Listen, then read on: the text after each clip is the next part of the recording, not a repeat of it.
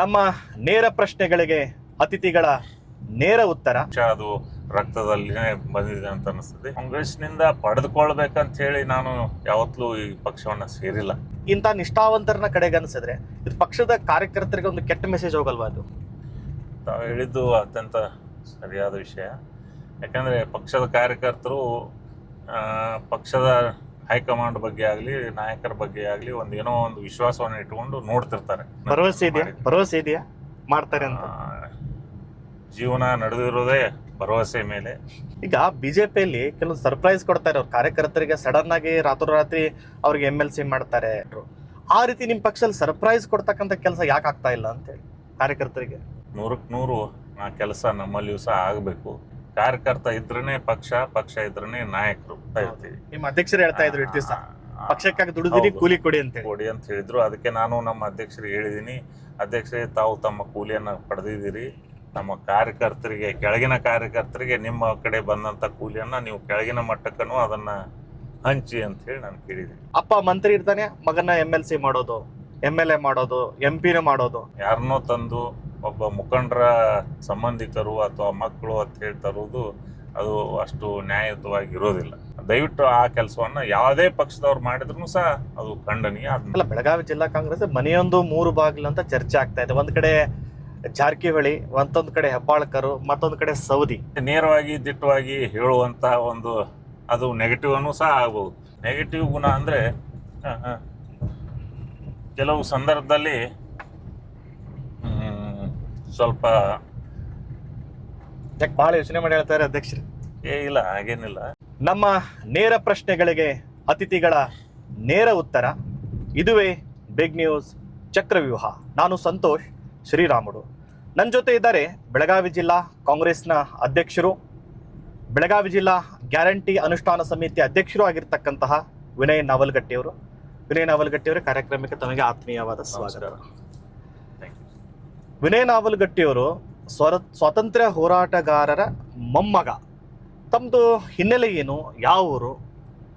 ತಮ್ಮ ಹಿನ್ನೆಲೆ ಹೇಳ್ಕೊಳ್ಳೋದಾದ್ರೆ ಏನು ಹೇಳ್ತೀರಿ ಅಂತ? ನಮ್ಮ ಸ್ವಂತ ಊರು ಬೆಳಗಾವಿ ಜಿಲ್ಲೆ ಗೋಕಾಕ್ ತಾಲೂಕಿನ ಗುಜನಾಳ ಗ್ರಾಮ. ಏನು ಅಡಿಯಪ್ಪನಂಕಲಿಗಿದೆ, ಅಡಿಯಪ್ಪನಂಕಲಿಯಿಂದ 1 ಕಿಲೋಮೀಟರ್ ಗುಜನಾಳ ಅಂತ ಗ್ರಾಮ ಇದೆ. ಆ ಗ್ರಾಮ ನಮ್ಮ ಸ್ವಂತ ಊರು. ಅಲ್ಲಿ ಅಡಿಯಪ್ಪ ನಾವಲಗಟ್ಟಿ ಅಂತ ಹೇಳಿ ನಮ್ಮ ಅಜ್ಜನವರು. ಅವರು ಸ್ವಾತಂತ್ರ್ಯ ಯೋಧರು. ಸ್ವಾತಂತ್ರ್ಯ ಹೋರಾಟದಲ್ಲಿ ಪಾಲ್ಗೊಂಡು ತಮ್ಮದೇ ಆದಂಥ ಹೋರಾಟವನ್ನು ಒಂದು ಸಂಘಟನೆಯನ್ನು ಕಟ್ಕೊಂಡು ಹೋರಾಟ ಮಾಡಿದಂಥವ್ರು. ಹಾಗಾಗಿ ಅವರ ಮೊಮ್ಮಗನಾಗಿ ನಾನು, ನಮ್ಮ ತಂದೆಯವರು ಪ್ರೊಫೆಸರ್ ಬಾಳಪ್ಪ ನಾವಲಗಟ್ಟಿ ಅಂತ ಹೇಳಿ ಅಥಣಿಯ SMS ಕಾಲೇಜಿನ KLE SMS ಕಾಲೇಜಿನಲ್ಲಿ ಲೆಕ್ಚರರ್ ಅಂತ ಸೇರಿಕೊಂಡು 1968ರಲ್ಲಿ ಕಾಲೇಜು ಪ್ರಾರಂಭವಾದ ತಕ್ಷಣ ಅಲ್ಲಿ 1960ರಲ್ಲಿ ಜಾಯ್ನ್ ಆಗಿ 68ರಲ್ಲಿ 2000ರಲ್ಲಿ ಅವರು ಪ್ರಿನ್ಸಿಪಲ್ ಆಗಿ ರಿಟೈರ್ ಆದರು. ಹಾಗಾಗಿ ನಾನು ಹುಟ್ಟಿ ಬೆಳೆದದ್ದು ಎಲ್ಲ ಅಥಣಿ ತಾಲೂಕು, ಅಥಣಿಯಲ್ಲಿ.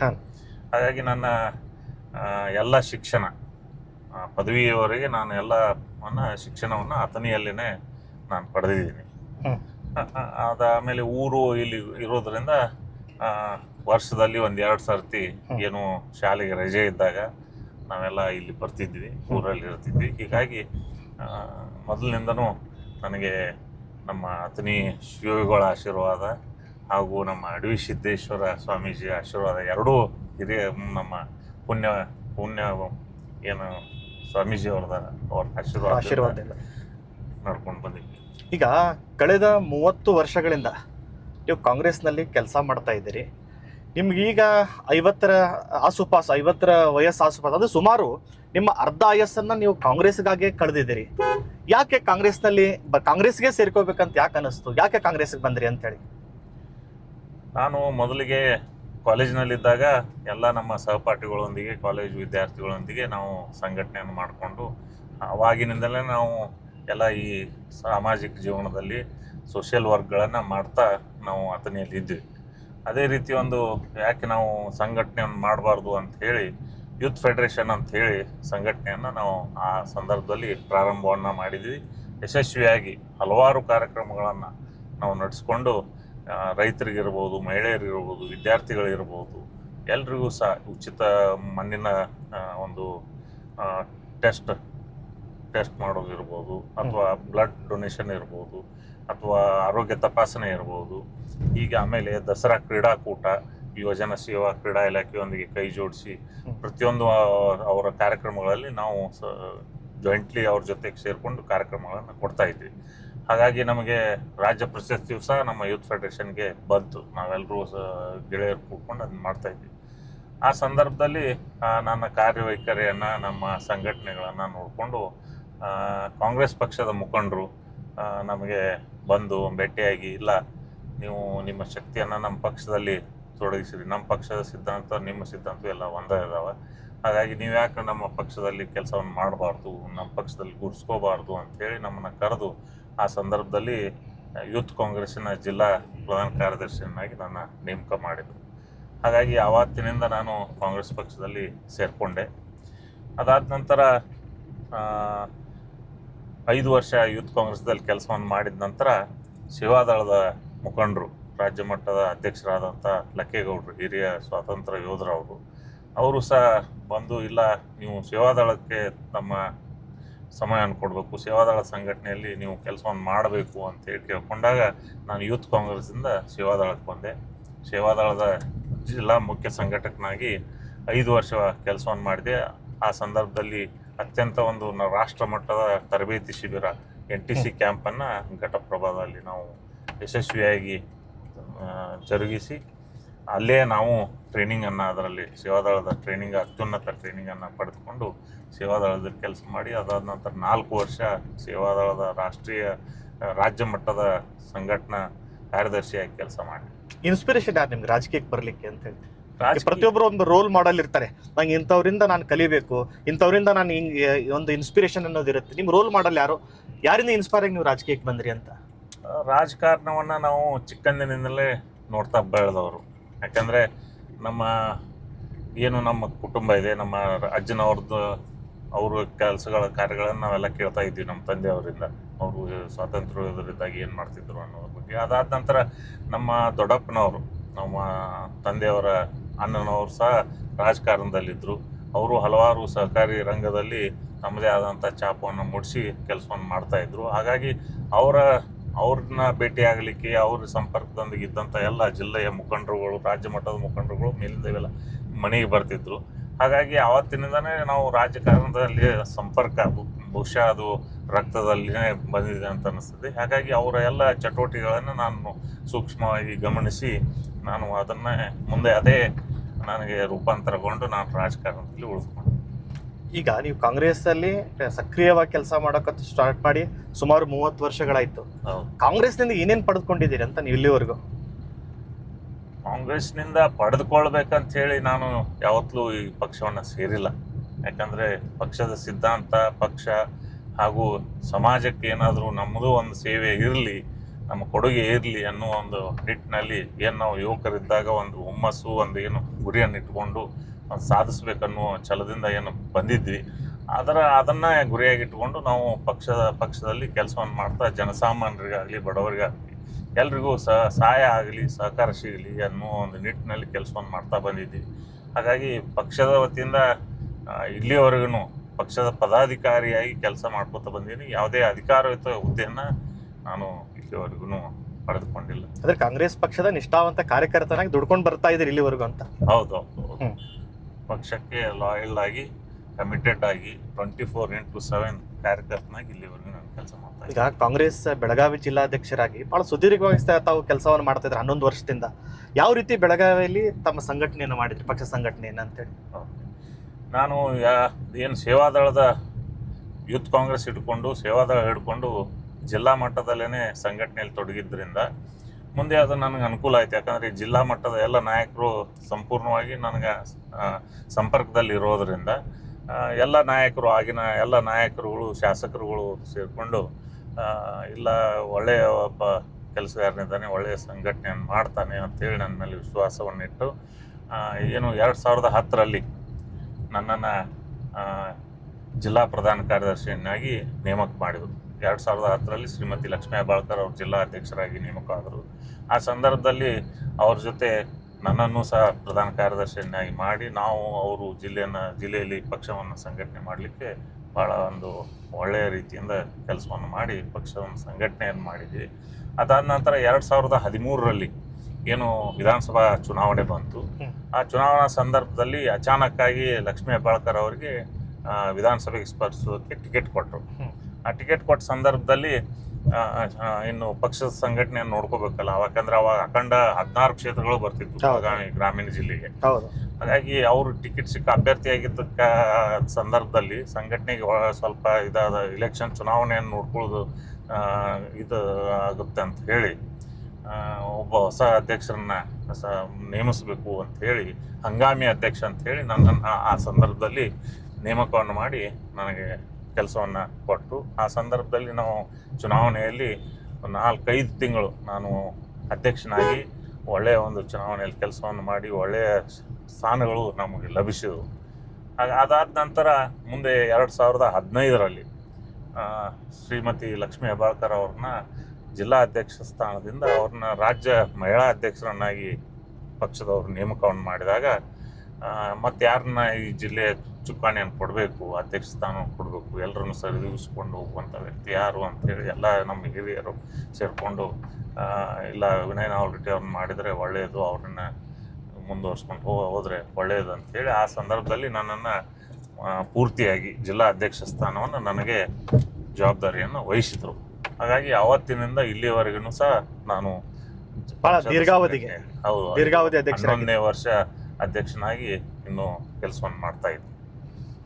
ತಾವು 2019ರಲ್ಲಿ ಕೂಡ ಲೋಕಸಭೆಗೆ ಟಿಕೆಟ್ ಆಕಾಂಕ್ಷಿ ಆಗಿದ್ರಿ. ಯಾಕೆ ನಿಮ್ಗೆ ಟಿಕೆಟ್ ಕೈ ತಪ್ಪಿತು? ಏನು ಭರವಸೆ ಕೊಟ್ಟರು ಆ ಟೈಮಲ್ಲಿ ಟಿಕೆಟ್ ಕೈ ತಪ್ಪಿದ ಸಂದರ್ಭದಲ್ಲಿ ಅಂತ ಹೇಳಿ? 2019ರಲ್ಲಿ ಲೋಕಸಭಾ ಚುನಾವಣೆಗೆ ನಾನು ಆಕಾಂಕ್ಷಿಯಾಗಿದ್ದೆ. ಚುನಾವಣೆ ಟಿಕೆಟನ್ನು ಸಹ ನಮ್ಮ ಹೈಕಮಾಂಡಿಗೆ ಕೇಳಿದೆ. ಆ ಸಂದರ್ಭದಲ್ಲಿ ಯಾಕಂದರೆ ಚುನಾವಣೆ ಅಂದ ತಕ್ಷಣ ಸಾಕಷ್ಟು ಜನ ಆಕಾಂಕ್ಷಿಗಳು ಇರ್ತಾರೆ. ಆಮೇಲೆ ಕೆಲವೊಂದು ಕೇವಲ ಇಲ್ಲಿ ಅಷ್ಟೇ ಅಲ್ಲ, ಇಡೀ ರಾಜ್ಯ ಮಟ್ಟದಲ್ಲಿ ನೋಡಿಕೊಂಡು ಜಾತಿ ಇರ್ಬೋದು ಅಥವಾ ಮತ್ತೊಂದು ಪ್ರಾದೇಶಿಕವಾರು ಎಲ್ಲವನ್ನು ಹೊಂದಿಸಿ ಟಿಕೆಟ್ಗಳನ್ನು ಕೊಡುವಂಥ ಒಂದು ಸಂದರ್ಭದಲ್ಲಿ ಬೇರೆಯವರಿಗೆ ಅದು ಟಿಕೆಟ್ ಹೋಯಿತು. ಆ ಸಂದರ್ಭದಲ್ಲಿ ಇಲ್ಲ, ನಿಮಗೆ ನಾವು ಮುಂದಿನ ದಿನಮಾನಗಳಲ್ಲಿ ನೀವು ಪಕ್ಷ ಸಂಘಟನೆಯಲ್ಲಿ ಹಲವಾರು ವರ್ಷಗಳಿಂದ ತೊಡಗಿರೋದ್ರಿಂದ ನಿಮಗೆ ಮುಂದೆ ನಾವು ಒಳ್ಳೆಯ ಅವಕಾಶವನ್ನು ಕೊಡ್ತೀವಿ ಅಂತೇಳಿ ಆ ಸಂದರ್ಭದಲ್ಲಿ ಹೇಳಿದ್ರಿಂದ ನಾನು ಮತ್ತೆ ಭರವಸೆ ಕೊಟ್ಟರು. 2019ರಲ್ಲಿ ಮುಂದೆ ನಿಮ್ಗೊಂದು ಅವಕಾಶ ಕೊಡ್ತೀವಿ ಅಂತ ಭರವಸೆ ಕೊಟ್ಟರು. ಅದೇ ರೀತಿ 23ರಲ್ಲೂ ಕೂಡ ನೀವು ಬೆಳಗಾವಿ ಉತ್ತರದಿಂದ ಆಕಾಂಕ್ಷಿ ಆಗಿದ್ರಿ, ಟಿಕೆಟ್ ಆಕಾಂಕ್ಷಿ ಆಗಿದ್ರಿ. ಆ ಸಂದರ್ಭದಲ್ಲೂ ಕೂಡ ನಿಮ್ಗೆ ಟಿಕೆಟ್ ಕೈ ತಪ್ಪಿತು. ಏನು ಹೇಳಕ್ ಬಯಸ್ತೀರಿ ಅಂತ? ಹೌದು, 2023ರಲ್ಲಿ ನಾನು ಅತ್ಯಂತ ಪ್ರಬಲವಾಗಿ ಟಿಕೆಟನ್ನು ಬೆಳಗಾವಿ ಉತ್ತರ ಮತಕ್ಷೇತ್ರದಿಂದ ಕೊಡಬೇಕಂತೇಳಿ ನಾನು ಹೈಕಮಾಂಡಿಯವರಿಗೆ ಜಿಲ್ಲೆಯ ನಾಯಕರಿಗೆ ಮನವಿ ಮಾಡಿದ್ದೆ. ಯಾಕೆಂದರೆ ಆ ಸಂದರ್ಭದಲ್ಲಿ ನಮ್ಮ ಏನು ಲಿಂಗಾಯತ್ ಸಮಾಜ, ಉತ್ತರ ಮತಕ್ಷೇತ್ರದಲ್ಲಿ ಲಿಂಗಾಯತ್ ಸಮಾಜ ಹಾಗೂ ಮೈನಾರಿಟಿ ಮುಸ್ಲಿಂ ಸಮಾಜ ಎರಡು ಹೈಯೆಸ್ಟ್ ಇರುವಂಥ ಈ ಕ್ಷೇತ್ರ ಸಮಾಜಗಳು. ಹಾಗಾಗಿ ಲಿಂಗಾಯತ ಸಮಾಜದ ವತಿಯಿಂದ ಟಿಕೆಟನ್ನು ಕೊಡಬೇಕು ಅಂಥೇಳಿ ಎಲ್ಲರೂ ಆಗ್ರಹ ಮಾಡಿದಾಗ ನನಗೆ ಒಂದು ಒಳ್ಳೆಯ ಒಂದು ಶಕ್ತಿ, ಎಲ್ಲರೂ ಬೆನ್ನಿಗೆ ನಿಂತು ಇಲ್ಲ ನೀವು ಟಿಕೆಟ್ ತೊಗೊಂಡು ಬನ್ನಿ ಮಾಡೋಣ ಅಂಥೇಳಿ ಎಲ್ಲರೂ ಹೇಳಿದಾಗ ನಾನು ಕೇಳಿದ್ದೆ.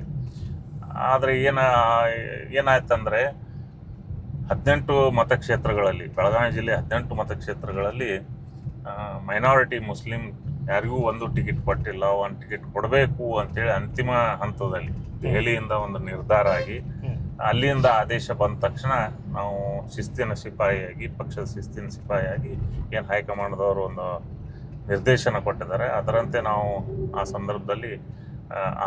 ಸಂದರ್ಭದಲ್ಲಿ ಹಿಂದೆ ಸರಿದು ಅವರಿಗೆ ಬೆಂಬಲವನ್ನು ಸೂಚಿಸಬೇಕಾಯಿತು. ಆ ಸಂದರ್ಭದಲ್ಲಿಯೂ ಸಹ ಸನ್ಮಾನ್ಯ ಮುಖ್ಯಮಂತ್ರಿಗಳಂತ ಸಿದ್ದರಾಮಯ್ಯ ಸಾಹೇಬರಿರ್ಬೋದು, ಡಿ.ಕೆ. ಶಿವಕುಮಾರ್ ಸಾಹೇಬರಿರ್ಬೋದು, ಜಿಲ್ಲೆಯ ನಮ್ಮ ನಾಯಕರುಗಳಾದಂಥ ಸತೀಶ್ ಜಾರಕಿಹೊಳಿ ಅವರಿರ್ಬೋದು, ಲಕ್ಷ್ಮೀ ಹೆಬ್ಬಾಳ್ಕರ್ ಇರ್ಬೋದು, ಎಲ್ಲರೂ ಸಹ ಇಲ್ಲ ನಿಮಗೆ ಇಂಥ ಅವಕಾಶ ತಪ್ಪಿದ್ದಕ್ಕಾಗಿ ನಾವು ಮುಂದಿನ ದಿನಮಾನಗಳಲ್ಲಿ ಸರ್ಕಾರ ಬಂದ ತಕ್ಷಣ ತಮಗೆ ಒಂದು ಒಳ್ಳೆಯ ಒಂದು ತಮಗೆ ಸೇವೆಗೆ ತಕ್ಕಂಥ ಒಂದು ಹುದ್ದೆಯನ್ನು ನಿಮಗೆ ಕಲ್ಪಿಸಿಕೊಡ್ತೀವಿ ಅಂತೇಳಿ ಅವಾಗ ಭರವಸೆಯನ್ನು ಕೊಟ್ಟಿದ್ದು. ಆಯ್ತು, ಭರವಸೆ ಇವರು ಬರೀ ಕೊಡ್ತಾ ಹೋಗ್ತಾ ಇದ್ದಾರೆ. 2019ರಲ್ಲೂ ಭರವಸೆ ಕೊಟ್ಟರು, 23ರಲ್ಲೂ ಭರವಸೆ ಕೊಟ್ಟರು. ಸರ್ಕಾರ ಬಂದು 3 ವರ್ಷ ಆಯಿತು. ಮತ್ತು ಈಗ ಹಂಗೆ ಹೇಳ್ತಾರೆ ಅವ್ರು 28ಕ್ಕೆ ಮತ್ತೆ ಏನಾದರೂ ಮಾಡೋಣ ಸರ್ಕಾರ ಬಂದ್ರೆ ಅಂತೇಳಿ. ಹೆಂಗೆ ಬರೀ ಭರವಸೆ ಕೊಟ್ಕೊಂಡು ಹೋಗ್ತಾ ಇದ್ದಾರೆ? ಹೆಂಗೆ ನಿಮ್ಮದು ಅಂತ ನಿಮ್ಮ ರಾಜಕೀಯದ ಕತೆ ಹೆಂಗೆ ಮುಂದೆ? ಇಲ್ಲ, ನಾನು ಈ ಸರ್ತಿ ನಾನು ಹೇಳಿದ್ದೀನಿ. ಯಾಕಂದರೆ 30 ವರ್ಷಗಳ ಕಾಲ ಪಕ್ಷದ ಸಂಘಟನೆಗೆ, ಪಕ್ಷದ ಸೇವೆಗೆ ನಾನು ದುಡಿದಿದ್ದೀನಿ, ಕೆಲಸವನ್ನು ಮಾಡಿದ್ದೀನಿ, ಸಮಯವನ್ನು ಕೊಟ್ಟಿದ್ದೀನಿ. ಈಗ ನನಗೂ 52 ವರ್ಷ ಆಯಿತು. ಆ ಕಾರಣ ಇನ್ಮೇಲೆ, ಯಾಕಂದರೆ ವಯಸ್ಸಿದ್ದಾಗ, ಹುಮ್ಮಸ್ಸಿದ್ದಾಗನೇ ನಾವು ಜನಸೇವೆ ಮಾಡಲಿಕ್ಕೆ, ಸಮಾಜ ಸೇವೆ ಮಾಡಲಿಕ್ಕೆ ಒಂದು ಅಧಿಕಾರ ಯಾವುದಾದ್ರೂ ಸಿಕ್ಕರೆ ಅದನ್ನು ಒಳ್ಳೆಯ ರೀತಿಯಿಂದ ಸಮಾಜಕ್ಕೆ ನಾವು ಅದನ್ನು ಕೊಡ್ಬೋದು. ಹಾಗಾಗಿ ಈ ಸರ್ತಿ ನಮಗೆ ಪಕ್ಷದ ಸಂಘಟನೆಯನ್ನು ಇಷ್ಟು ವರ್ಷ ಮಾಡಿದ್ದಕ್ಕಾಗಿ ನಮಗೂ ಒಂದು ಅವಕಾಶ ಜನಸೇವೆ ಮಾಡಲಿಕ್ಕೆ ಕೊಡಿ ಅಂಥೇಳಿ ನಾನು ಈ ಸರ್ತಿ ಏನು ವಿಧಾನ ಪರಿಷತ್ತಿಗೆ ನಾಮನಿರ್ದೇಶನ ಸ್ಥಾನ ಇದೆ, ಅದರಲ್ಲಿ ನನಗೆ ಅವಕಾಶ ಮಾಡಿ ಕೊಡಿ ಅಂಥೇಳಿ ನಾನು ಈ ಎಲ್ಲ ನಾಯಕರಿಗೂ ಸಹ ಕೇಳಿದ್ದೇನೆ. ಈಗ ವಿಧಾನ ಪರಿಷತ್ತಿಗೆ ಸಾಕಷ್ಟು ಅವಕಾಶ ಐತೆ ನಿಮ್ಗೆ ಇಷ್ಟೋದ್ರೆ, ಯಾಕಂದ್ರೆ ಸಾಕಷ್ಟು ನೀವೇನು ಈಗ ಒಂದು 5-10 ವರ್ಷ ದುಡಿದಿಲ್ಲ. ಯಾಕಂದ್ರೆ 5-10 ವರ್ಷ ದುಡಿದಿರೋರೇ ಸಾಕಷ್ಟು ಜನ MLC-ಗಳಾಗಿದ್ದಾರೆ ನಿಮ್ಮಲ್ಲಿ, ಅಥವಾ ಪಕ್ಷಕ್ಕೆ ದುಡದೇ ಇದ್ದವರು ಎಷ್ಟೋ ಜನ MLC-ಗಳಾಗಿದ್ದಾರೆ, MLA-ಗಳಾಗಿದ್ದಾರೆ. ಅಂಥದ್ರಲ್ಲಿ ಇಂಥ ನಿಷ್ಠಾವಂತರನ್ನ ಕಡೆಗಣಿಸಿದ್ರೆ ಇದು ಪಕ್ಷದ ಕಾರ್ಯಕರ್ತರಿಗೆ ಒಂದು ಕೆಟ್ಟ ಮೆಸೇಜ್ ಹೋಗಲ್ವಾ? ಅದು ತಾವು ಹೇಳಿದ್ದು ಅತ್ಯಂತ ಸರಿಯಾದ ವಿಷಯ. ಯಾಕಂದರೆ ಪಕ್ಷದ ಕಾರ್ಯಕರ್ತರು ಪಕ್ಷದ ಹೈಕಮಾಂಡ್ ಬಗ್ಗೆ ಆಗಲಿ, ನಾಯಕರ ಬಗ್ಗೆ ಆಗಲಿ ಏನೋ ಒಂದು ವಿಶ್ವಾಸವನ್ನು ಇಟ್ಕೊಂಡು ನೋಡ್ತಿರ್ತಾರೆ. ಇಲ್ಲ, ಪಕ್ಷದಲ್ಲಿ ದುಡಿದವ್ರನ್ನ ಗುರುತಿಸ್ತಾರೆ, ಅವ್ರಿಗೆ ತಕ್ಕಂಥ ಒಂದು ಹುದ್ದೆಗಳನ್ನು ಕೊಡ್ತಾರೆ, ಅವ್ರಿಗೂ ಸಹ ನ್ಯಾಯ ಒದಗಿಸ್ತಾರೆ ಅನ್ನೋ ಒಂದು ನಿಟ್ಟಿನಲ್ಲಿ ಆಶಾಭಾವನೆಯನ್ನು ನೋಡ್ತಿರ್ತಾರೆ. ಆ ಸಂದರ್ಭದಲ್ಲಿ ಅದರ ಸಲುವಾಗಿಯೇ ನಾವು ಹೇಳ್ತಾ ಇದ್ದೀವಿ, ಪಕ್ಷದಲ್ಲಿ ದುಡಿದವರಿಗೆ ಹೆಚ್ಚಿನ ಸ್ಥಾನಮಾನಗಳನ್ನು ನೀವು ಆದಷ್ಟು ಬೇಗನೆ ಕೊಟ್ಟರೆ ಹಿಂದೆ ಬರುವಂಥ ಎಲ್ಲ ಕಾರ್ಯಕರ್ತರಿಗೂ ಸಹ ಅದು ಮಾದರಿಯಾಗಿ, ಇಲ್ಲಪ್ಪ ನಾಳೆ ನಮಗೂ ಅವಕಾಶ ಇದೆ ಅನ್ನೋ ಒಂದು ನಿಟ್ಟಿನಲ್ಲಿ ಅವರು ಸಹ ಕೆಲಸವನ್ನು ಮಾಡ್ತಾರೆ, ಎಲ್ಲರೂ ಕೂತ್ಕೊಂಡು ಪಕ್ಷ ಸಂಘಟನೆಯಲ್ಲಿ ತೊಡಗ್ತಾರೆ.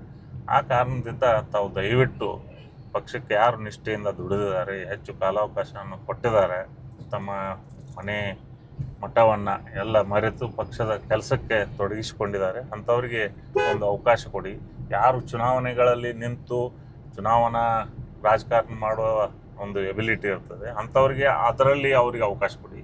ಯಾರು ಪಕ್ಷ ಸಂಘಟನೆಗೆ ಫುಲ್ ಟೈಮ್ ಆಗಿ ಕೆಲಸವನ್ನು ಮಾಡಿರ್ತಾರೆ, ಅವ್ರಿಗೆ ಕ್ಷೇತ್ರಗಳು ಇರುವುದಿಲ್ಲ ಅಥವಾ ಬೇರೆ ಅವಕಾಶಗಳು ಇರುವುದಿಲ್ಲ, ಅಂಥವರಿಗೆ ನೀವು ಈ ನಾಮನಿರ್ದೇಶನ ಸ್ಥಳಗಳಲ್ಲಿ ವಿಧಾನ ಪರಿಷತ್ತಿಗೆ ಆಯಿತು, ಅದರ ನಿಗಮ ಮಂಡಳಿಗಳಲ್ಲಿ ಒಳ್ಳೆಯ ಒಂದು ಹುದ್ದೆಗಳನ್ನು ಕೊಟ್ಟರೆ. ಈಗ ನೀವು ಏನಾದರೂ ಬೇಡಿಕೆ ಇಟ್ಟಿದ್ದಾರೆ ಈಗಾಗಲೇ? ಏನಾದರೂ ಸರ್ಕಾರದ ನಿಮ್ಮ ಪಕ್ಷದಲ್ಲಿ ಏನಾದರೂ ಮುಖ್ಯಮಂತ್ರಿಗಳ ಮುಂದೆ, ಸತೀಶ್ ಜಾರಕಿಹೊಳಿ ಅವ್ರ ಮುಂದೆ, ಹೆಬ್ಬಾಳ್ಕರ್ ಮುಂದೆ ಏನಾದರೂ ಬೇಡಿಕೆ ಇಟ್ಟಿದ್ದಾರೆ? ಬೇಡಿಕೆ ಇಟ್ಟಿದ್ದೀನಿ. ಯಾಕೆಂದರೆ ಈಗಾಗಲೇ ನಂದು 11 ವರ್ಷ ಜಿಲ್ಲಾಧ್ಯಕ್ಷ ಆಗಿರೋದ್ರಿಂದ ಮುಂದೆ ಆಲ್ ಓವರ್ ಇಂಡಿಯಾ, ಅಖಿಲ ಭಾರತ ಮಟ್ಟದಲ್ಲಿ ಜಿಲ್ಲಾಧ್ಯಕ್ಷರುಗಳನ್ನು ಹೊಸದಾಗಿ ನೇಮಕ ಮಾಡುವ ಒಂದು ಸಂಘಟನಾ ಸೃಜನ ಅನ್ನೋ ಒಂದು ಅಭಿಯಾನವನ್ನು ಪಕ್ಷ ಕೈಗೊಂಡಿರೋದ್ರಿಂದ ಮೊನ್ನೆ ಅದರ ವೀಕ್ಷಕರು ಸಹ ಬಂದು ಎಲ್ಲ ಅಭಿಪ್ರಾಯ ತೊಗೊಂಡೋಗಿದ್ದಾರೆ.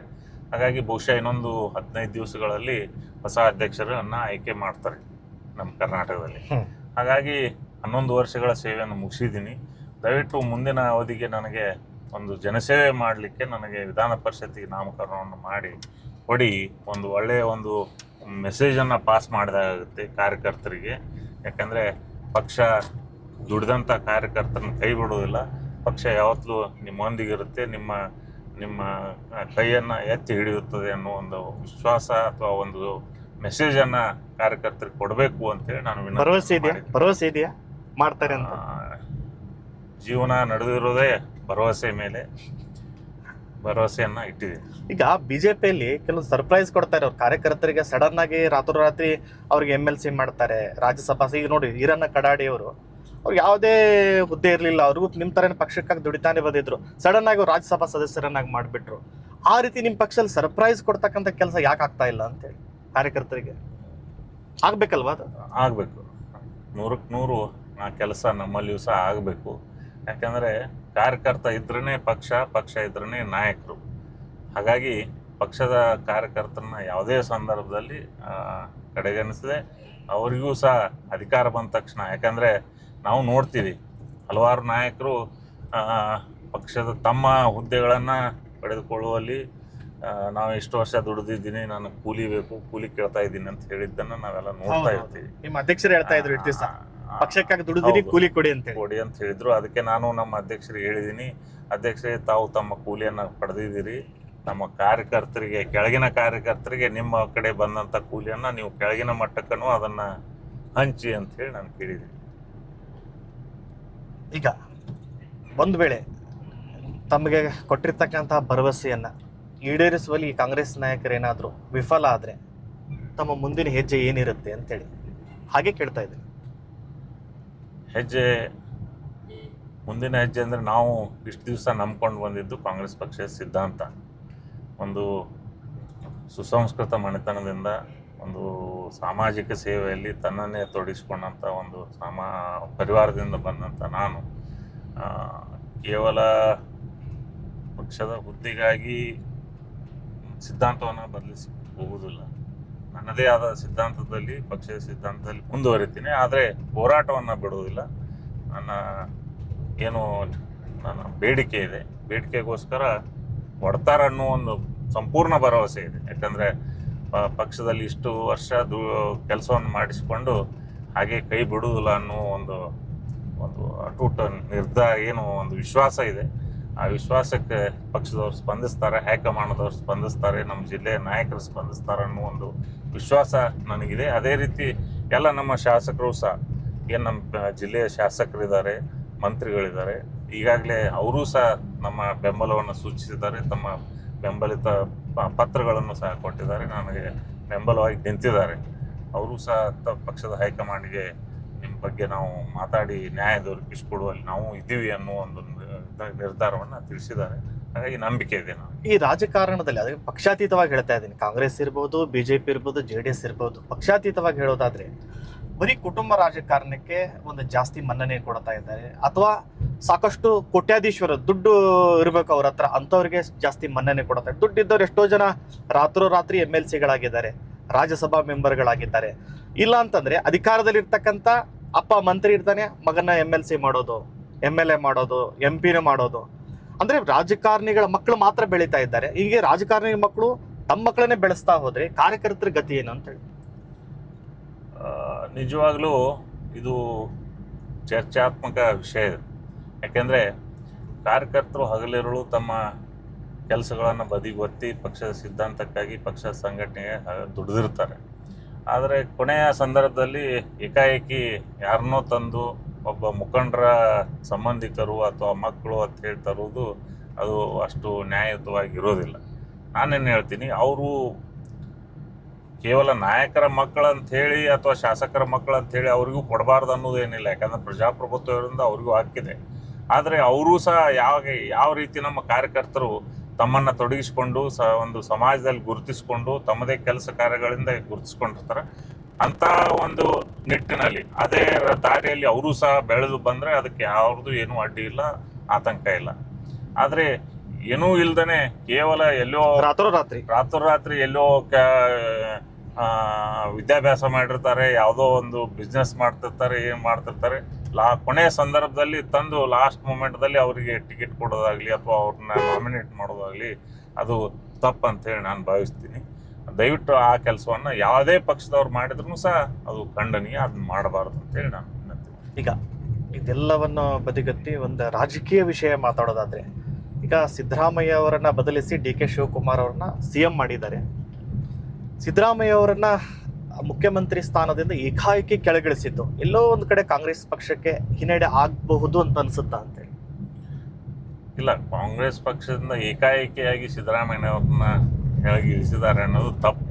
ಯಾಕಂದರೆ ನಾವು ನೋಡ್ಬೋದು, ಯಾರ್ಯಾರೋ ಏನೇನೋ ಹಲವಾರು ಯೋಜನೆಗಳನ್ನು ತಮ್ಮದೇ ವಿಚಾರದಲ್ಲಿ ಕೂತಿದ್ರು, ದಾರಿ ಕಾಯ್ತಾ ಕೂತಿದ್ರು. ಏನೋ ಹಂಗಾಮ ಆಗುತ್ತೆ ಅಥವಾ ಏನೋ ಒಂದು ಘಟನೆ ನಡೆಯುತ್ತೆ, ಏನೇನೋ ನಾವು ವಿಚಾರಗಳನ್ನು ಲೆಕ್ಕಗಳನ್ನು ಹಾಕೊಂಡು ಕೂತಿದ್ರು. ಆದರೆ ಬೆಣ್ಣೆಯಲ್ಲಿ ಕೂದಲನ್ನು ಹೇಗೆ ಏನೋ ಒಂದು ಗೊತ್ತಾಗದ ರೀತಿಯಲ್ಲಿ ತೆಗೆದ ರೀತಿಯಲ್ಲಿ ನಮ್ಮ ಪಕ್ಷದ ನಾಯಕರು, ಅದರಲ್ಲೂ ಸನ್ಮಾನ್ಯ ಮುಖ್ಯಮಂತ್ರಿಗಳಂತ ಮಾಜಿ ಮುಖ್ಯಮಂತ್ರಿಗಳಾದ ಸಿದ್ದರಾಮಯ್ಯನವ್ರು ನಾವು ಈ ಸಂದರ್ಭದಲ್ಲಿ ಮೆಚ್ಚಲೇಬೇಕು. ಯಾಕಂದರೆ ಕೇವಲ ಅವರು ಏನು ರಾಹುಲ್ ಗಾಂಧಿಯವರ ಒಂದೇ ಒಂದು ಮಾತಿಗೆ ಒಪ್ಪಿಕೊಂಡು ಅತ್ಯಂತ ಸೂಕ್ಷ್ಮವಾಗಿ ಯಾವುದೇ ಒಂದು ಗೊಂದಲ ಇಲ್ಲದೇ ತಮ್ಮ ಸ್ಥಾನವನ್ನು ಬಿಟ್ಟುಕೊಟ್ರು. ಯಾಕಂದರೆ ಈಗಿನ ಸಂದರ್ಭದಲ್ಲಿ ಒಂದು ಗ್ರಾಮ ಪಂಚಾಯತಿ ಸದಸ್ಯತ್ವ ಕೊಡಬೇಕಾದ್ರೆ ನಾವು ಏನು ಮಾಡ್ಬೇಕನ್ನೋ ಪರಿಸ್ಥಿತಿ. ಯಾಕಂದ್ರೆ ನಾವು ಜಿಲ್ಲಾಧ್ಯಕ್ಷ, ನನಗೆ ಗೊತ್ತಿದೆ ಯಾವ ರೀತಿ ಅವ್ರನ್ನ ಹ್ಯಾಂಡಲ್ ಮಾಡಬೇಕು, ಎಷ್ಟು ಅವ್ರು ಬೆನ್ನು ಹತ್ತಬೇಕು, ಎಲ್ಲೆಲ್ಲೋ ತಪ್ಪಿಸ್ಕೊಂಡು ಹೋಗ್ತಾರೆ. ಅಂಥ ಸಂದರ್ಭದಲ್ಲಿ ಒಂದು ರಾಜ್ಯದ ಮುಖ್ಯಮಂತ್ರಿ ಸ್ಥಾನವನ್ನು ಅವರು ಇಷ್ಟು ಯಾವುದೂ ಒಂದು ಗೊಂದಲ ಇಲ್ಲದೆ, ವಿವಾದವಿಲ್ಲದೇ ಬಿಟ್ಟುಕೊಟ್ಟಿದ್ದಾರೆ ಅಂದರೆ ಅವರ ಒಂದು ಏನು ಪ್ರೌಢತೆ ಅವರಲ್ಲಿ ಏನಿದೆ ಅದನ್ನು ನಾವು ಮೆಚ್ಚಬೇಕು. ಹೀಗಾಗಿ ಇದರಿಂದ ಯಾವುದೇ ಒಂದು ವಿವಾದ ಅಥವಾ ಯಾವುದೇ ಧಕ್ಕೆ ನಮ್ಮ ಪಕ್ಷಕ್ಕೆ ಇಲ್ಲ ಅಂತೇಳಿ ನಾನು ಹೇಳ್ತೀನಿ. ಈಗ ಬೆಳಗಾವಿ ಜಿಲ್ಲಾ ರಾಜಕಾರಣಕ್ಕೆ ಬರೋದಾದ್ರೆ, ಬೆಳಗಾವಿ ಜಿಲ್ಲಾ ರಾಜಕಾರಣದಲ್ಲಿ ಎಲ್ಲವೂ ಸರಿ ಇದೆ ಅಂತ ಅನ್ಸುತ್ತಾ ನಿಮಗೆ? ಬೆಳಗಾವಿ ರಾಜಕಾರಣದಲ್ಲಿ ಇತ್ತೀಚೆಗೆ ಎಲ್ಲವೂ ಸರಿಯಾಗಿ ನಡೀತಾ ಇದೆ, ಯಾವುದೇ ಗೊಂದಲ ಇಲ್ಲ. ಯಾಕಂದರೆ ಎಲ್ಲರೂ ಒಗ್ಗಟ್ಟಾಗಿ ನಾವು ಕೆಲಸವನ್ನು ಮಾಡ್ತಾ ಇದ್ದೀವಿ. ಒಗ್ಗಟ್ಟಾಗಿ ಈಗಾಗಲೇ ಯಾವುದೇ ಗೊಂದಲ ಇಲ್ಲದೇ, ಯಾಕಂದರೆ ಸಣ್ಣ ಪುಟ್ಟ ಯಾವ ವೈಯಕ್ತಿಕ ಇದ್ರೂ ಸಹ ಪಕ್ಷದ ಸಂಘಟನೆಯಲ್ಲಿರ್ಬೋದು ಅಥವಾ ಚುನಾವಣೆಯಲ್ಲಿ ಅದರ ಯಾವುದೂ ಎಫೆಕ್ಟ್ ಆಗದ ರೀತಿಯಲ್ಲಿ ನಾವು ಮಾಡ್ಕೊಂಡು ಬರ್ತಾ ಇದ್ದೀವಿ. ಅದಕ್ಕೆ ಉದಾಹರಣೆ ನಾವು ಹಿಂದಿಂದೆಲ್ಲ ನೋಡ್ಬೋದು. ಹಾಗಾಗಿ ಯಾವುದೇ ಗೊಂದಲ ಇಲ್ಲ. ಅಲ್ಲ, ಬೆಳಗಾವಿ ಜಿಲ್ಲಾ ಕಾಂಗ್ರೆಸ್ ಮನೆಯೊಂದು 3 ಬಾಗಿಲು ಅಂತ ಚರ್ಚೆ ಆಗ್ತಾ ಇದೆ. ಒಂದು ಕಡೆ ಜಾರಕಿಹೊಳಿ, ಮತ್ತೊಂದು ಕಡೆ ಹೆಬ್ಬಾಳ್ಕರ್, ಮತ್ತೊಂದು ಕಡೆ ಸೌದಿ. ಈ ಮನೆಯೊಂದು 3 ಬಾಗಿಲಾಗಿರೋದು ನಿಜಾನ ಇದು ಅಂತ? ಇಲ್ಲ, ಹೊರಗಿನವ್ರಿಗೆ ಅದು ನೋಡೋದಕ್ಕೆ ಹಾಗೆ ಅನಿಸ್ತಾ ಇದೆ. ಆದರೆ ಪಕ್ಷ ಸಂಘಟನೆಯಲ್ಲಿರ್ಬೋದು ಯಾವುದೇ ರೀತಿಯಾದಂಥ ಹಸ್ತಕ್ಷೇಪ ಯಾರಿಂದನೂ ಇನ್ನೂವರೆಗೂ ಆಗಿಲ್ಲ. ಯಾಕಂದ್ರೆ ನಾನು ಕಳೆದ 12 ವರ್ಷಗಳಿಂದ ಜಿಲ್ಲೆಯ ಸಂಘಟನೆಯಲ್ಲಿ ನೋಡ್ತಾ ಇದ್ದೀನಿ. ಯಾರೂ ತಮ್ಮ ಪ್ರಭಾವವನ್ನು ಬೀರೋದಾಗಲಿ ಅಥವಾ ಒತ್ತಡವನ್ನು ಹೇರೋದಾಗಲಿ ಇಲ್ಲಿವರೆಗೂ ಮಾಡಿಲ್ಲ. ಏನು ನಾವು ಪಕ್ಷದ ನಿರ್ದೇಶನ ಬರುತ್ತದೆ, ಯಾವ ಕಾರ್ಯಕ್ರಮಗಳನ್ನು ನಾವು ಕೊಡ್ತೀವಿ, ಜಿಲ್ಲಾಧ್ಯಕ್ಷನಾಗಿ ನಾನು ಹೇಳಿದ ತಕ್ಷಣ ಯಾರೂ ಸಹ ಅದಕ್ಕೆ ವಿರೋಧ ಮಾಡೋದಾಗಲಿ ಅಥವಾ ಪ್ರೆಷರ್ ಹಾಕೋದಾಗಲಿ ಅಥವಾ ಅದನ್ನು ತಿರುಚಿ ಮತ್ತೊಂದು ಮಾಡೋದಾಗಲಿ ಯಾರೂ ಮಾಡಿಲ್ಲ. ಎಲ್ಲರೂ ಅತ್ಯಂತ ಪಕ್ಷದ ಒಬ್ಬ ನಿಷ್ಠಾವಂತ ಕಾರ್ಯಕರ್ತನಾಗಿ ಎಲ್ಲರೂ ಸಹ ಕೈ ಜೋಡಿಸಿದ್ದಾರೆ. ಪಕ್ಷ ಸಂಘಟನೆಯಲ್ಲಿ ಯಾವುದೇ ಏನೂ ಒಂದು ಅಡೆತಡೆ ಇಲ್ಲ ಅಥವಾ ಭಿನ್ನಾಭಿಪ್ರಾಯ ಇಲ್ಲ. ಈ ಬೆಳಗಾವಿ ಬಹಳ ದೊಡ್ಡ ಜಿಲ್ಲೆ, ಅಂದರೆ ರಾಜ್ಯದಲ್ಲೇ ಬೆಂಗಳೂರು ಹೊರತುಪಡಿಸಿದ್ರೆ ಅತಿ ಹೆಚ್ಚು ವಿಧಾನಸಭಾ ಕ್ಷೇತ್ರಗಳನ್ನು ಹೊಂದಿರತಕ್ಕಂತಹ ಜಿಲ್ಲೆ ನಮ್ಮದು. ಇಲ್ಲಿ ಇಬ್ಬರಿಗೆ ಮಾತ್ರ ಸಚಿವ ಸ್ಥಾನ ಕೊಟ್ಟಿದ್ದಾರೆ, ಮತ್ತೊಬ್ಬರಿಗೆ ಕೊಡ್ಬೇಕನ್ನೋ 3 ಜನರಿಗೆ ಕೊಡ್ಬೇಕನ್ನೋ ಡಿಮ್ಯಾಂಡ್ ಇತ್ತು. ನೀವೇನೋ ಆಗ್ರಹ ಮಾಡ್ತೀರಿ ಇನ್ನೊಂದು ಸಚಿವ ಸ್ಥಾನ ಕೊಡಬೇಕು ಬೆಳಗಾವಿ ಜಿಲ್ಲೆ? ಮೊದಲಿನಿಂದಲೂ ಸಹ ಆಗ್ರಹ ಮಾಡ್ತಾ ಇದ್ದೀವಿ. ಯಾಕಂದ್ರೆ ಬೆಳಗಾವಿ ಜಿಲ್ಲೆ 18 ಮತಕ್ಷೇತ್ರವನ್ನ 15 ತಾಲೂಕಿನನ್ನು ಹೊಂದಿದಂತ ಒಂದು ದೊಡ್ಡ ಜಿಲ್ಲೆ. ಉಳಿದ ಜಿಲ್ಲೆಗಳನ್ನು ನೀವು ಹೋಲಿಸಿದ್ರೆ ಅಲ್ಲಿ ಕೇವಲ 4 ಅಥವಾ 5 ಮತಕ್ಷೇತ್ರ ಹೊಂದಿರ್ತಾರೆ. ಅಂತಲ್ಲಿ ಒಂದು ಮಂತ್ರಿ ಸ್ಥಾನವನ್ನು ಕೊಟ್ಟಿದ್ದಾರೆ. ನಾವು ಈ ದೊಡ್ಡ ಜಿಲ್ಲೆ ಇರೋದ್ರಿಂದ ಕನಿಷ್ಠ ಒಂದು 3 ಮಂತ್ರಿಗಳನ್ನಾದರೂ ಸಹ ನಮ್ಮ ಜಿಲ್ಲೆಗೆ ಕೊಟ್ಟರೆ ನಮಗೆ ಅನುಕೂಲ ಆಗ್ತದೆ. ಆಡಳಿತಾತ್ಮಕ ದೃಷ್ಟಿಯಿಂದಾಗಲಿ ಅಥವಾ ಒಂದು ಡೆವಲಪ್ಮೆಂಟ್ ದೃಷ್ಟಿಯಿಂದಾಗಲಿ ನಮಗೆ ಅನುಕೂಲ ಆಗ್ತದೆ ಅಂಥೇಳಿ ನಾವು ಮೊದಲಿನಿಂದಲೂ ಸಹ ಅದನ್ನು ಬೇಡಿಕೆಯನ್ನು ಇಟ್ಟಿದ್ದೀವಿ. ದಯವಿಟ್ಟು ಕೊಡ್ಬೇಕಂತೇಳಿ ನಾವು ಈಗಾದರೂ ಸಹ ಅವರಿಗೆ ಪ್ರಾರ್ಥನೆಯನ್ನು ಮಾಡ್ತೀವಿ. ಹೇಗಾದರೂ ಮಹಿಳಾ ಕೋಟಾ ಖಾಲಿ ಇದೆ. ಆ ಮಹಿಳಾ ಕೋಟಾದಲ್ಲಿ ಲಕ್ಷ್ಮೀ ಹೆಬ್ಬಾಳ್ಕರ್ಗೆ ಸಚಿವ ಸ್ಥಾನ ಕೊಡೋ ಮೂಲಕ ಬೆಳಗಾವಿಯ 3 ಸಚಿವ ಸ್ಥಾನದ ಬೇಡಿಕೆ ಈಡೇರುತ್ತೆ ಅನ್ನೋ ವಿಶ್ವಾಸ ಇದೆ. ಅದನ್ನು ನಿರೀಕ್ಷೆಯಲ್ಲಿ ಇಟ್ಟಿದ್ದೀವಿ. ಯಾಕಂದರೆ ಮಹಿಳಾ ಕೋಟಾ ಒಂದು ಸ್ಥಾನ ಖಾಲಿ ಇರೋದರಿಂದ ಈಗಾಗಲೇ ಅವರು ಕಳೆದ 3 ವರ್ಷಗಳಿಂದ ಒಳ್ಳೆಯ ಕೆಲಸವನ್ನು ರಾಜ್ಯದಲ್ಲಿ ಮಾಡ್ತಾ ಬಂದಿರೋದ್ರಿಂದ, ಒಳ್ಳೆಯ ಸಂಘಟನೆಯಾಗಿರೋದ್ರಿಂದ ಅವ್ರನ್ನ ಮತ್ತೆ ಅವರಿಗೆ ಅವಕಾಶ ಕೊಟ್ಟರೆ ನಮ್ಮ ಜಿಲ್ಲೆಗೆ ಒಳ್ಳೆಯದಾಗುತ್ತದೆ ಅಂಥೇಳಿ ನಮ್ಮದು ಭಾವನೆ. ಈಗ ಬೆಳಗಾವಿ ಜಿಲ್ಲೆಯ ಮಟ್ಟಕ್ಕೆ ಬರೋದಾದ್ರೆ, ನಿಮ್ಮ ಬೆಳಗಾವಿ ಜಿಲ್ಲೆಯಲ್ಲಿ ನಿಮ್ಮ ಸಾಕಷ್ಟು ಇವತ್ತು ಒಬ್ಬೊಬ್ಬರು ವ್ಯಕ್ತಿ ಮೇಲೆ ಒಬ್ಬೊಬ್ಬರು ಪ್ರಭಾವ ಬೀರ್ತಾರೆ. ಇಂಥವ್ರಿಂದ ನಾನು ಇಂಥದ್ದನ್ನು ಕಲಿತೆ ಅಂತೇಳಿ. ಹಂಗೆ ಬೆಳಗಾವಿ ರಾಜಕಾರಣಿಗಳಿಂದ ಬಹಳ ಪ್ರಭಾವ ಬೀರಿದ ರಾಜಕಾರಣಿ ಯಾರು ನಿಮ್ಮ ಮೇಲೆ ಅಂತ ವೈಯಕ್ತಿಕವಾಗಿ? ಒಬ್ರು ಇರ್ಬೋದು, ಇಬ್ರು ಇರ್ಬೋದು. ಹಲವಾರು ಅಂಶಗಳಲ್ಲಿ ಹಲವಾರು ಜನರ ವಿಚಾರಣೆ. ಯಾಕಂದರೆ ನಾನು ಮೊದಲಿನಿಂದಲೂ ಒಬ್ಬರಿಂದ ಒಂದೊಂದು ಗುಣಗಳನ್ನು, ಕೆಲವೊಂದು ಜನರಿಂದ ಒಂದು ಗುಣ ಒಳ್ಳೆಯದಿರ್ತದೆ ಅಥವಾ ಅವ್ರು ಕಲಿಯುವಂತಾಗುತ್ತೆ. ಅಂಥ ಒಂದು ಗುಣವನ್ನು ಒಬ್ಬರಿಂದ, ಮತ್ತೊಬ್ಬರಿಂದ ಒಬ್ಬರ ಕಡೆಯಿಂದ ಪೇಷನ್ಸು, ಒಬ್ಬರ ಕಡೆಯಿಂದ ಹೋರಾಟ ಗುಣ, ಒಬ್ಬರ ಕಡೆಯಿಂದ ಪಕ್ಷ ಸಂಘಟನೆಯನ್ನು ಯಾವ ರೀತಿ ಚತುರತೆಯಿಂದ ಮಾಡಬೇಕು ಅನ್ನೋದ್ರ ಬಗ್ಗೆ ಹಲವಾರು ಜನರಿಂದ ಅದನ್ನ ಒಂದೊಂದು ವಿಷಯಗಳನ್ನು ನಾನು ಕಲಿತಾ ಬಂದಿದ್ದೀನಿ. ಏನು ನಮ್ಮ ನಾಯಕರುಗಳಿದ್ದಾರೆ, ಯಾಕಂದ್ರೆ ತಾವೆಲ್ಲ ನೋಡ್ಬೋದು, ಅತ್ಯಂತ ಪೇಷನ್ಸಲ್ಲಿ ಶಾಂತ ರೀತಿಯಿಂದ ಎಲ್ಲ ವಿಷಯಗಳನ್ನು ಸಂಗ್ರಹಿಸಿ ಸಮಸ್ಯೆ ಬಗೆಹರಿಸೋದ್ರಲ್ಲಿ ನಮ್ಮ ಸತೀಶ್ ಜಾರಕಿಹೊಳಿ ಹೇಳಿದ್ದಾರೆ. ಆಮೇಲೆ ಸಂಘಟನೆಯಲ್ಲಿ ಹೋರಾಟವನ್ನು ದಿಟ್ಟತನ ಏನೇ ಬಂದ್ರೂ ದಕ್ಕಿಸ್ಕೊಳ್ತೀನಿ ಅನ್ನೋ ಒಂದು ದಿಟ್ಟ ಹೋರಾಟದಲ್ಲಿ ಲಕ್ಷ್ಮೀ ಹೆಬ್ಬಾಳ್ಕರ್ ಇದ್ದಾರೆ. ಆಮೇಲೆ ಸಿಂಪ್ಲಿಸಿಟಿ, ಆಮ್ ಆದ್ಮಿ ರೀತಿ, ಯಾವುದೇ ಒಂದು ಹಮ್ಮಿಲ್ಲ, ಅಹಂಕಾರ ಇಲ್ಲ, ಸಾಮಾನ್ಯ ಕಾರ್ಯಕರ್ತನಂತೆ ಇರುವಂಥ ನಮ್ಮ ಹಿರಿಯ ನಾಯಕರಂತ ಮಾಂತೇಶನ ಕೌಜಲ್ಗಿ. ಹಾಗಾಗಿ ಹಲವಾರು ಜನ ಒಂದೊಂದು ಅವ್ರವ್ರದ್ದೇ ಆದಂಥ ವಿಶೇಷ ಗುಣಗಳನ್ನು ನಮ್ಮ ಜಿಲ್ಲೆಯಲ್ಲಿ ಹೊಂದಿದ್ದಾರೆ.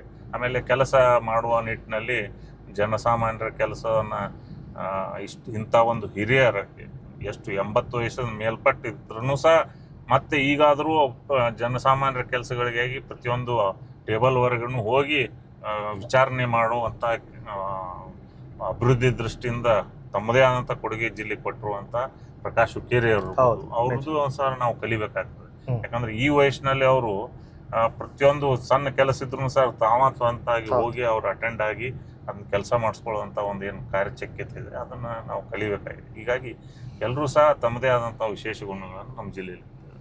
ಈಗ ನಾನೊಂದು 5 ಜನ ರಾಜಕಾರಣಿಗಳ ಹೆಸರು ಹೇಳ್ತೀನಿ, ರಾಷ್ಟ್ರ ಮಟ್ಟದಿಂದ ರಾಜ್ಯ ಮಟ್ಟ ಜಿಲ್ಲಾ ಮಟ್ಟದವರೆಗೂ. ಅವ್ರದ್ದೊಂದು ಪಾಸಿಟಿವ್ ಮತ್ತೆ ಒಂದು ನೆಗೆಟಿವ್ ಎರಡನ್ನೂ ಹೇಳ್ಬೇಕು, ಯಾವುದೇ ರೀತಿ ಸಂಕೋಚ ಇಲ್ಲದೆ. ರಾಹುಲ್ ಗಾಂಧಿ ಅವ್ರದ್ದು ಪಾಸಿಟಿವ್ ಏನು, ನೆಗೆಟಿವ್ ಏನು ಅಂತೇಳಿ. ರಾಹುಲ್ ಗಾಂಧಿ ಅವರು ಅತ್ಯಂತ ಒಂದು ದೇಶವನ್ನ ಮುನ್ನಡೆಸುವಂತ ಒಬ್ಬ ನಾಯಕ. ಯಾಕಂದ್ರೆ ವಿದ್ಯಾವಂತರಿದ್ದಾರೆ, ಜನರ ನಾಡಿನ ಮಿಡಿತವನ್ನ ಇಡೀ ದೇಶವನ್ನ ಪಾದಯಾತ್ರೆ ಮೂಲಕ ಸುತ್ತಾಡಿ ಜನಸಾಮಾನ್ಯರೊಂದಿಗೆ ಬೆರೆತು ಅವರ ನಾಡಿ ಮಿಡಿತಗಳನ್ನ ಅವ್ರು ತಿಳಿದುಕೊಂಡಿದ್ದಾರೆ. ಹಾಗಾಗಿ ಅದೇ ಅವರ ಪ್ಲಸ್ ಪಾಯಿಂಟ್. ಆಮೇಲೆ ನನ್ನ ವೀಕ್ನೆಸ್ ಏನದು? ವೀಕ್ನೆಸ್ ಅಂದ್ರೆ ಜನ ಈಗೇನು ಬಯಸ್ತಾರೆ ಅಂದ್ರೆ ರಾಜಕಾರಣಿ ಅಂದ್ರೆ ಟಿಪ್ ಟಾಪ್ ಆಗಿರ್ಬೇಕು, ತಮ್ಮದೇ ಆದಂಥ ಒಂದು ವಿಶೇಷ ಒಂದು ಡ್ರೆಸ್ ಸ್ಟೈಲ್ ಇರಬೇಕು, ಇದಿರ್ಬೇಕು ಅಂತೇಳಿ ಏನು ಬಯಸ್ತಾರಲ್ಲ, ಅದು ಅವರು ಹಾಗಿಲ್ಲ. ಅವ್ರು ಸಿಂಪಲ್ ಲಿವಿಂಗ್ ಹೈ ಥಿಂಕಿಂಗ್ ಅಂತದಲ್ಲ, ಆ ಟೈಪ್ ಇದ್ದಾರೆ. ಅದೇ ಒಂದು ಅವ್ರಿಗೆ ನೆಗೆಟಿವ್ ಆಗಿದೆ. ಪ್ರಧಾನಿ ನರೇಂದ್ರ ಮೋದಿ ಅವ್ರ ಬಗ್ಗೆ ಅವ್ರ ಪಾಸಿಟಿವ್ ಏನು, ಅವ್ರ ನೆಗೆಟಿವ್ ಏನು? ಅವ್ರ ಬಗ್ಗೆ ಹೇಳೋದಾದ್ರೆ ಈಗೇನು ರಾಹುಲ್ ಗಾಂಧಿ ಅವ್ರ ಬಗ್ಗೆ ಹೇಳಿದ್ದೀನಲ್ಲ, ಅದನ್ನ ವಯಸ್ಸು ವರ್ಷ ಮಾಡಿದ್ರೆ ಅವ್ರದ್ದು 2 ಪಾಯಿಂಟ್ ಸಿಗ್ಬೇಕು. ಸಿದ್ದರಾಮಯ್ಯನವರು ರಾಜ್ಯಕ್ಕೆ ಬರೋದಾದ್ರೆ?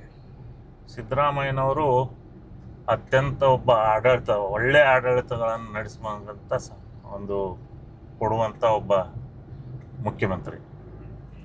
ಒಳ್ಳೆಯ ಒಂದು ಹಣಕಾಸು ಇರ್ಬೋದು ಅಥವಾ ಆಡಳಿತ ಇರ್ಬೋದು, ತಮ್ಮದೇ ಆದಂಥ ಚಾಪನ್ನ ಬೀರಿ ಮತ್ತೆ ಯಾವುದೇ ಒಂದು ವಿಷಯ ಇರ್ಬೋದು ನೇರವಾಗಿ ದಿಟ್ಟವಾಗಿ ಹೇಳುವಂಥ ಧೈರ್ಯವನ್ನು ಹೊಂದಿರುವಂಥ ನಾಯಕ. ನೆಗೆಟಿವ್ ಏನು ಅವ್ರದ್ದು? ಅದೇ ನೇರವಾಗಿ ದಿಟ್ಟವಾಗಿ ಹೇಳುವಂಥ ಒಂದು, ಅದು ನೆಗೆಟಿವ್ ಅನ್ನು ಸಹ ಆಗ್ಬೋದು. ಅವ್ರಿಗೆ ಸತೀಶ್ ಜಾರಕಿಹೊಳಿ ಪಾಸಿಟಿವ್ ಏನು, ನೆಗೆಟಿವ್ ಏನು ಅಂತ? ಸತೀಶ್ ಜಾರಕಿಹೊಳಿ ಅವ್ರದ್ದೇ ಆದಂಥ ಒಂದು ಯಾವುದೇ ಒಂದು ವಿಷಯ ಇರಲಿ, ಅವ್ರು ಯಾವುದೂ ಅಷ್ಟು ಈಸಿಯಾಗಿ ತೆಗೆದುಕೊಳ್ಳಿಲ್ಲ. ಒಂದು ಸಣ್ಣ ವಿಷಯ ಇದ್ರೂ ಸಹ ಭಾಳ ಸೂಕ್ಷ್ಮವಾಗಿ ಗಮನಿಸಿ ಅದರ ಬಗ್ಗೆ ತಮ್ಮದೇ ಆದಂಥ ವಿಚಾರವನ್ನು ಮಾಡಿ ಶಿಸ್ತು, ಅವರ ಡಿಸಿಪ್ಲಿನ್, ಯಾವುದೇ ವಿಷಯ ಇರಲಿ ಡಿಸಿಪ್ಲಿನ್ ಇರ್ಬೋದು ಅಥವಾ ಒಂದು ಸಂಘಟಿತವಾಗಿ ಯಾವ ಕೆಲಸವನ್ನು ಮಾಡ್ಬೇಕು ಅನ್ನೋದನ್ನು ಹಂಚಿಕೊಂಡು ಕೆಲಸ ಮಾಡುವಂಥ ಟೀಮ್ ವರ್ಕ್ ಸಹ ಯಾವ ರೀತಿ ಮಾಡ್ಬೇಕು ಅನ್ನೋದ್ರ ಬಗ್ಗೆ ಅವರಲ್ಲಿ ಕಲಿಬೇಕು. ನೆಗೆಟಿವ್ ಏನು ಅವ್ರದ್ದು? ನೆಗೆಟಿವ್ ಅಂದರೆ ಜನ ಅವರ ಮೌನವನ್ನು ಅರ್ಥ ಮಾಡಿಕೊಳ್ಳೋಕ್ಕಾಗದೇ ಇರೋದು ಜನರಿಗೆ ನೆಗೆಟಿವ್ ಅಂತ ಅನ್ನಿಸ್ತದೆ. ಲಕ್ಷ್ಮೀ ಹೆಬ್ಬಾಳ್ಕರ್ ಅವರ ಪಾಸಿಟಿವ್ ಏನು, ನೆಗೆಟಿವ್ ಏನು ಅಂತೇಳಿ? ಅದೇ ಲಕ್ಷ್ಮೀ ಹೆಬ್ಬಾಳ್ಕರ್ ಅವರಲ್ಲಿದು ಹೋರಾಟದ ಗುಣ, ಏನು ಛಲ ಇದೆ, ಅದೇ ಪಾಸಿಟಿವ್ ಗುಣ. ನೆಗೆಟಿವ್ ಗುಣ ಅಂದರೆ ಕೆಲವು ಸಂದರ್ಭದಲ್ಲಿ ಸ್ವಲ್ಪ ಯಾಕೆ ಭಾಳ ಯೋಚನೆ ಮಾಡಿ ಹೇಳ್ತಾರೆ ಅಧ್ಯಕ್ಷರು? ಇಲ್ಲ ಹಾಗೇನಿಲ್ಲ, ಕೆಲವೊಂದು ವಿಷಯಗಳನ್ನು ಸೀರಿಯಸ್ ಆಗಿ ತಗೊಳ್ಕೊಳ್ಳದೆ ಇರೋದು ಅವರು ನೆಗೆಟಿವ್. ಅದೇ ರೀತಿ ನೀವು ಇದೇ ಕೇಳಿದ್ರಿ ಪ್ರಕಾಶ್ ಹುಕ್ಕೇರಿ ಅವ್ರ ಬಗ್ಗೆ, ಅವ್ರ ಪಾಸಿಟಿವ್ ಏನು, ಅವ್ರ ನೆಗೆಟಿವ್ ಏನು? ಪ್ರಕಾಶ್ ಹುಕ್ಕೇರಿ ಅವ್ರದ್ದು? ಪ್ರಕಾಶ್ ಹುಕ್ಕೇರಿ ಅವ್ರದ್ದು ಜನರ ಬಗ್ಗೆ ಕೆಲಸವನ್ನು ಮಾಡಬೇಕು, ಜನರಿಗೆ ಸರಿಯಾದ ರೀತಿಯಲ್ಲಿ ನಾವು ಸ್ಪಂದಿಸಬೇಕು ಅನ್ನೋದು ಏನೋ ಅವರಲ್ಲಿ ತುಡಿತಾ ಇದೆ, ಅದೇ ಅವ್ರ ಪ್ಲಸ್ ಪಾಯಿಂಟ್. ನೆಗೆಟಿವ್ ಅಂದರೆ ಹಿರಿಯ ರಾಜಕಾರಣಿಗಳು ಇರೋದ್ರಿಂದ ಅವ್ರದ್ದೇ ಆದಂಥ ಒಂದು ಚೌಕಟ್ಟಿನಲ್ಲಿ ಇರೋದ್ರಿಂದ, ಮತ್ತು ಅವರು ಸ್ವಲ್ಪ ಜಿಲ್ಲೆಯ ಬಗ್ಗೆನೂ ಯೋಚಿಸಿದ್ರೆ ಒಳ್ಳೇದಾಗ್ತಿತ್ತು ಅನ್ನೋದು. ಅಂದ್ರೆ ಚಿಕ್ಕೋಡಿ ಮಾತ್ರ ಸೀಮಿತ ಆದ್ರು ನೋಡ್ಲಿಲ್ಲ ಅನ್ನೋದ್ರ ಬಗ್ಗೆ ಒಂದು ಸ್ವಲ್ಪ ಅದು ನೆಗೆಟಿವ್ ಅನಿಸ್ಬೋದು. ಎಸ್ ವಿನಯ್ ನಾವಲಗಟ್ಟಿ ಅವರೇ, ಇಲ್ಲಿವರೆಗೂ ನಾವು ಕೇಳಿದಂಥ ಪ್ರತಿಯೊಂದು ಪ್ರಶ್ನೆಗಳಿಗೆ ಯಾವುದೇ ರೀತಿ ಹಿಂದೆ ಮುಂದೆ ನೋಡದೆ ಮನಸ್ಸು ಬಿಚ್ಚಿ ಉತ್ತರವನ್ನು ಕೊಟ್ಟಿದ್ದೀರಿ. ತಮಗೆ ಏನು ತಾವು ವಿಧಾನ ಪರಿಷತ್ನ ಆಕಾಂಕ್ಷಿ ಏನಾಗಿದ್ದೀರಿ, ತಮಗೆ ವಿಧಾನ ಪರಿಷತ್ ಸ್ಥಾನ ಸಿಗಲಿ ಅಂತೇಳಿ ಬಿಗ್ ನ್ಯೂಸ್ ಹಾಗೂ ಬಿಗ್ ನ್ಯೂಸ್ ವೀಕ್ಷಕರ ಪರವಾಗಿ ನಾವು ಆಶಿಸ್ತೇವೆ. ತಮ್ಗೆ ಒಳ್ಳೆಯದಾಗಲಿ. ತಮ್ಮ ಕಾರ್ಯಕ್ರಮಕ್ಕೆ ಬಂದಿದ್ದಕ್ಕೆ ಧನ್ಯವಾದಗಳು. ಧನ್ಯವಾದ ಸರ್, ಥ್ಯಾಂಕ್ ಯು.